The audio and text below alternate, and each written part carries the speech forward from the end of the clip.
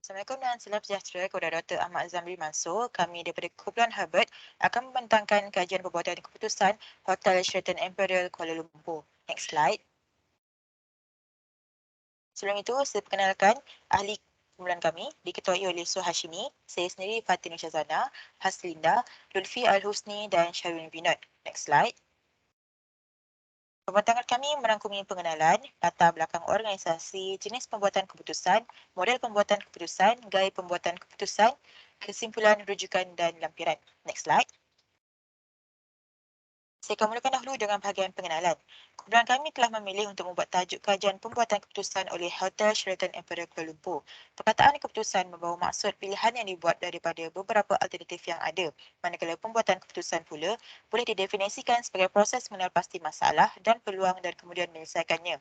Pembuatan keputusan merupakan satu tajuk yang penting terutama kepada sesebuah organisasi atau syarikat kerana proses ini digunakan untuk memecahkan masalah dan hasilnya akan dilaksanakan oleh seluruh anggota organisasi. Dalam organisasi dan menjalankan sebuah perniagaan, pengambilan keputusan yang salah dapat menimbulkan hal yang negatif, baik itu dari segi ekonomi maupun dari sumber tenaga manusia. Kejayaan dalam setiap organisasi yang tubuhkan adalah bergantung kepada keputusan oleh pengurusnya dan ahli eksekutif yang memegang jawatan tertinggi. Pembuatan keputusan yang baik adalah salah satu aspek penting bagi pengurusan yang baik kerana keputusan tersebut akan menentukan sejauh mana sesebuah organisasi menyelesaikan masalah menggunakan sumber-sumber yang ada dan mencapai matlamat. Terdapat 3 objektif kajian kami, iaitu yang pertama untuk mengenal pasti jenis keputusan yang terdapat dalam organisasi kajian, yang kedua untuk mengenal pasti model pembuatan keputusan yang diamalkan oleh organisasi kajian, dan yang ketiga untuk menganalisis gaya pembuatan keputusan yang diamalkan dalam organisasi kajian. Seterusnya saya serahkan kepada Haslinda. Sebelum kita pergi kepada topik utama dalam perbintangan ini, saya akan membentangkan latar belakang organisasi. Hotel Sheraton Imperial Kuala Lumpur adalah salah satu hotel yang terkenal di pusat bandar dan bertaraf 5 bintang.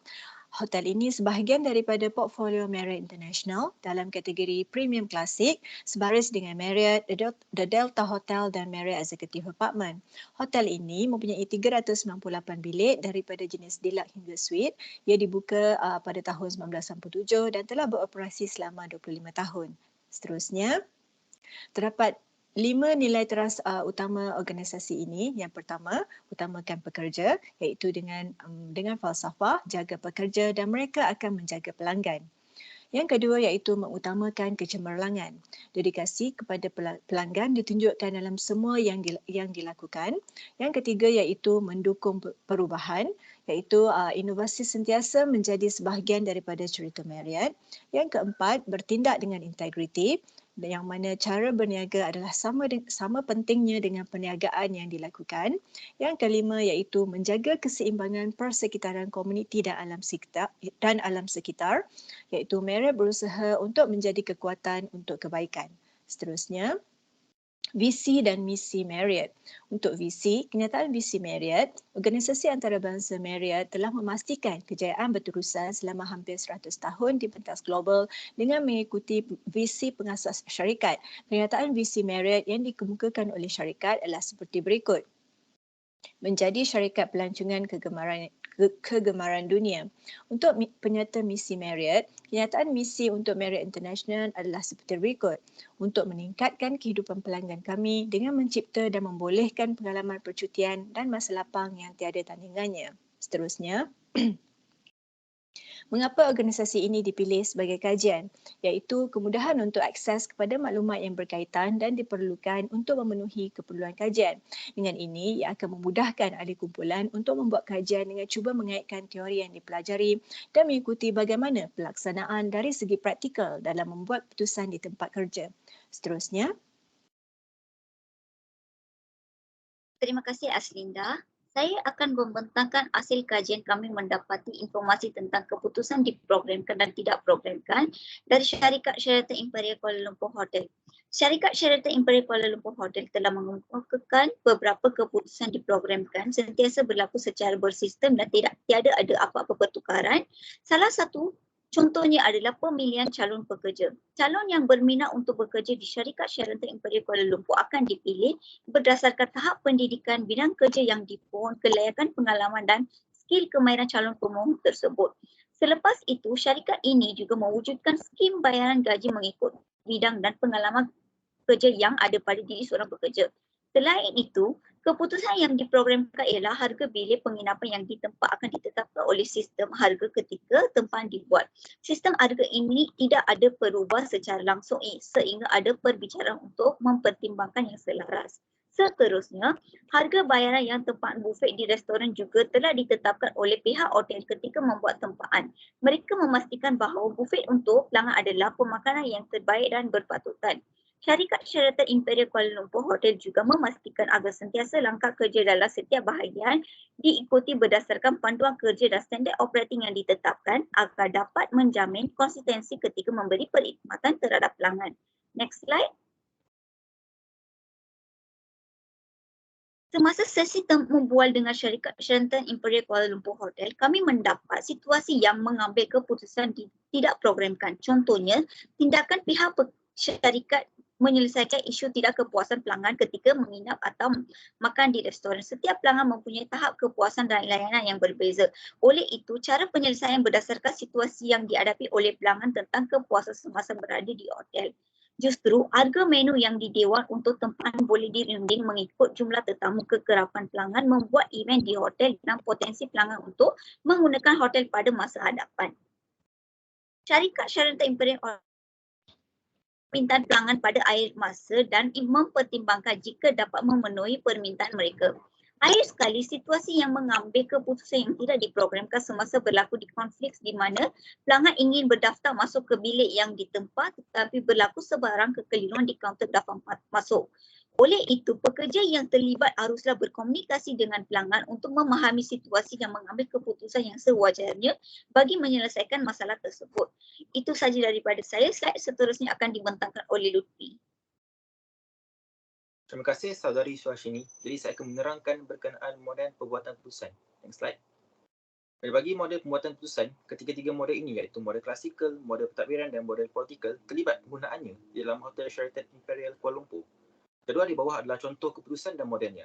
Model pertama adalah model klasikal, contoh keputusan, pemilihan calon pekerja yang sesuai dengan bidang kerja dan kepakaran. Model yang kedua adalah model pentadbiran, contoh keputusan, pekerja terlibat dalam menyelesaikan isu kepuasan pelanggan ketika berurusan dengan pelanggan yang membuat aduan berkenaan ketidakpuasan servis di hotel atau makan di kafe hotel. Model yang ketiga adalah model politikal. Proses perundingan harga dengan pelanggan kerana terdapat banyak faktor yang perlu diambil kira untuk menjaga hubungan baik dengan pelanggan agar sentiasa berpanjangan. Next slide. Model klasikal. Pemilihan calon pekerja yang menepati kelayakan dan gaji yang bersesuaian dengan bidang kerja serta kepakaran. Model pembuatan keputusan klasikal digunakan di dalam organisasi. Sebelum membuat keputusan pemilihan pekerja, telah diletakkan penanda aras supaya organisasi memilih calon pekerja yang tepat. Organisasi tidak dibenarkan memilih pekerja mengikut kehendak hati dan naluri kerana perkara sebegini mampu merancangkan terma dan syarat. Calon pekerja yang telah ditemukan dan layak menjalani jawatan terbabit, keputusannya telah dipersetujui oleh pihak hotel dan pekerja tersebut. Next slide. Model pentadbiran. Model pentadbiran adalah keputusan yang tidak diprogramkan hasil daripada kekaburan dan ketidakpastian. Situasi bagi model pentadbiran, pekerja hotel terlibat dalam menyelesaikan isu kepuasan pelanggan ketika berurusan dengan pelanggan yang membuat aduan jika berlaku sebarang ketidakpuasan ketika menginap di bilik hotel dan makan di kafe hotel. Misalnya apabila pelanggan masuk di bilik hotel, pelanggan tidak berpuas hati dengan keadaan bilik yang seperti serba tidak lengkap. Kebiasaannya apabila aduan dibuat oleh pelanggan, pihak hotel akan memenuhi keperluan asas saja iaitu membuat pembersihan bilik atau menukar bilik yang lain kepada pelanggan dengan bilik yang sama. Membuat keputusan semata-mata menginginkan satisfying dan bukannya maximizing. Next slide. Model politikal. Model politikal adalah sesuatu yang hampir menyerupai persekitaran sebenar di mana kebanyakan pembuat keputusan beroperasi. Keputusan yang dibuat adalah rumit dan melibatkan orang ramai. Maklumat selalu kabur. Proses perundingan harga yang dimaksudkan contohnya jika pelanggan merancang untuk menempah jumlah bilik yang banyak. Misalnya pelanggan ingin mengadakan majlis perkahwinan di Dewan Hotel dan kebiasaannya pengantin serta ahli keluarga terdekat akan menempah bilik yang banyak untuk menginap. Proses perundingan harga yang diminta pelanggan kadang-kadang memberi sedikit kerumitan kepada pihak hotel untuk menetapkan harga yang bersesuaian dengan jumlah bilik yang ditempah. Kebiasaannya perkara sebegini kerap terjadi dan menimbulkan percanggahan dan konflik. Slide seterusnya saya akan serahkan kepada saudara Syarwi. Terima kasih Lutfi. Seterusnya saya akan membincangkan tentang gaya pembuatan keputusan yang diamalkan oleh Hotel Sheraton Imperial Kuala Lumpur. Terdapat 5 gaya pembuatan keputusan iaitu keputusan decisive, hierarchic, flexible, integrative, systemic. So untuk decisive ialah mengambil langkah-langkah yang tegas dan berhemah dalam urusan pentadbiran hotel. Untuk hierarchic ialah kaki tangan di dalam Jabatan Pengawalan Kebersihan dan Kualiti mengambil serius tentang kualiti dan kesempurnaan mengikut standard kepiawaian yang ditetapkan oleh pihak pengurusan hotel. Seterusnya ialah fleksibel iaitu pekerja hotel dikendaki menjalankan tugas secara efisien, responsif serta perlu menggunakan intuisi sendiri demi memberikan perkhidmatan yang terbaik. Seterusnya ialah integratif, ialah majikan selalunya mengambil masa dalam membuat sesuatu keputusan. Keputusan yang diambil selalunya memerlukan analisa dan pemantauan yang rapi. Dan akhir sekali ialah sistemik. Sistemik ialah keputusan yang diambil oleh pihak atasan hotel adalah secara menyeluruh. Setiap aspek dalam operasi hotel diambil kira bagi menjaga reputasi hotel dan memenuhi jangkaan pihak pemilik hotel. Okey, seterusnya saya akan membincangkan tentang keputusan decisive. Keputusan decisive ialah keputusan yang tegas dalam menguruskan hal pentadbiran ataupun konflik dalaman. Majikan perlu fokus untuk membuat keputusan yang dapat memberikan penyelesaian ataupun solution. Seterusnya, keputusan yang juga berasaskan kepada idea ataupun informasi yang bernas dan tepat. Pihak pengurusan hotel juga mempunyai tahap pemikiran yang logikal dan rasional dalam membuat keputusan. Dan akhir sekali, pelbagai aspek akan diberi pertimbangan sebelum keputusan boleh dibuat oleh pihak atasan ataupun pihak pengurusan hotel. Okay, seterusnya saya akan berbincangkan tentang gaya pembuatan keputusan hierarki. Okay. Ini adalah keputusan yang dibuat secara bersama ataupun kolektif. Ia meliputi pelbagai data dan maklumat yang akan dikumpulkan sebelum keputusan dibuat. Kualiti dan standard piawaian merupakan aspek yang paling diutamakan dalam organisasi hotel. Keputusan yang dibuat adalah berlandaskan kepada input ataupun maklumat yang diperoleh dari peringkat bawahan sehingga ke peringkat pengurusan tinggi hotel. Dan akhir sekali ialah keputusan ini ialah keputusan akhir di mana ia akan dibuat oleh sekumpulan pengurusan atasan yang mempunyai kuasa akhir dalam sesuatu isu ataupun masalah. Seterusnya, saya akan membincangkan tentang gaya pembuatan keputusan fleksibel. Okay, ini adalah keputusan yang selalunya dipraktikkan di jabatan yang mempunyai fungsi yang penting dan kritikal di dalam hotel, seperti housekeeping unit ataupun customer service unit. Kaki tangan hotel menggunakan keputusan ataupun intuisi mereka dalam menyelesaikan masalah dan menjamin kepuasan kepada pelanggan dan pengurusan. Seterusnya, kaki tangan perlu bertindak dengan cepat dan mengambil keputusan baik walaupun mereka tahu keputusan itu berisiko tinggi. Akhir sekali, kaki tangan hotel juga menunjukkan sikap yang efisien dan bertindak dengan cepat. Okay. Seterusnya saya akan membincangkan tentang keputusan integratif, iaitu keputusan yang dikenali sebagai integrative decision making. Ialah keputusan yang dijangka mengambil masa yang lama kerana melibatkan pelbagai analisa dan kajian terperinci di dalam organisasi. Setiap idea ataupun pandangan yang diambil kira sebelum keputusan dibuat oleh pihak pengurusan ataupun majikan hotel. Biasanya keputusan ini akan dipraktikan oleh pekerja pengurusan atasan. Akhir sekali saya akan membincangkan tentang gaya pembuatan keputusan sistemik, di mana keputusan ini dibuat pada peringkat pengurusan atasan hotel. Ia merupakan keputusan yang berdasarkan kepada kajian analitikal dan ia meliputi pelbagai aspek dan faktor dalam operasi hotel dalam membuat sesuatu keputusan. Dan akhir sekali, kepentingan perniagaan serta jangkaan pemilik hotel selalunya dititik beratkan demi mencapai keuntungan serta memastikan reputasi hotel berada pada tahap yang memuaskan. Itu saja untuk pandangan saya. Seterusnya saya akan menyerahkan kepada Syazana. Terima kasih Sharwin. Kesimpulan yang kami dapat daripada kajian lapangan ini ialah yang pertama, ketika kami bekerjasama dalam kumpulan untuk menyelesaikan kajian ini dari mula sehingga akhir. Kami juga dapat memperkasakan kemahiran kerana ketua kumpulan kami mengagihkan kerja kepada ahli kumpulan dengan saksama. Selain itu, kami juga dapat menerapkan semangat kerjasama berpasukan di mana kami akan bekerjasama bagi memastikan kami dapat menyiapkan tugasan kajian ini tepat pada waktu yang ditetapkan. Melalui kajian lapangan ini, kami dapat mengetahui bagaimana sebuah syarikat besar terutama yang sering berhubungan dengan pelanggan dalam maupun luar negara membuat keputusan seperti model pembuatan keputusan, gaya pembuatan keputusan dan juga model pembuatan keputusan. Dan kita lihat bahawa syarikat ini menggunakan dua jenis keputusan ketika membuat keputusan, iaitu jenis diprogramkan dan tidak diprogramkan, dan mereka akan mengklasifikasikan jenis keputusan tersebut mengikut situasi yang sedang mereka alami. Selain itu, syarikat ini juga menerapkan kesemua model pembuatan keputusan, iaitu model klasikal, pentadbiran dan politikal. Kombinasi ketiga-tiga model pembuatan keputusan yang dinyatakan adalah berdasarkan situasi dan disiplin bagi setiap bahagian di dalam syarikat. Seterusnya, kami juga dapat mengenal pasti gaya pembuatan keputusan yang digunakan oleh syarikat. Antara gaya pembuatan keputusan ialah decisif, hierarkik, fleksibel, integratif dan juga sistemik. Gaya pembuatan keputusan ini juga dapat dilihat hanya dalam situasi tertentu mengikut kesesuaian penyelesaian masalah. Seterusnya, saya serahkan kepada Saudari Haslinda.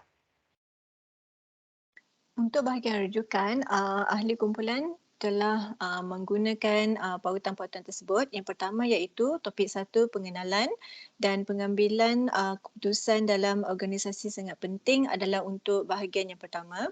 Untuk merit core values dan merit vision and mission statement untuk bahagian yang kedua iaitu latar belakang organisasi. Seterusnya unit 12 membuat keputusan dan membuat keputusan persekitaran untuk bahagian yang ketiga iaitu jenis pembuatan keputusan.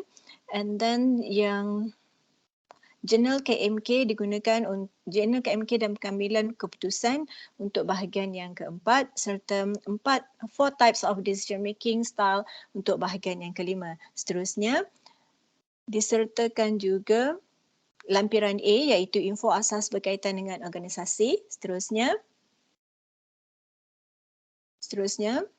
lampiran B iaitu jadual aktiviti kumpulan. Seterusnya lampiran C iaitu jadual pembahagian tugas dan terakhir sekali iaitu lampiran D iaitu komunikasi kumpulan ketika menyiapkan kajian. Dengan itu sekian saja persembahan daripada presentation daripada kumpulan Herbert. Sekian, terima kasih.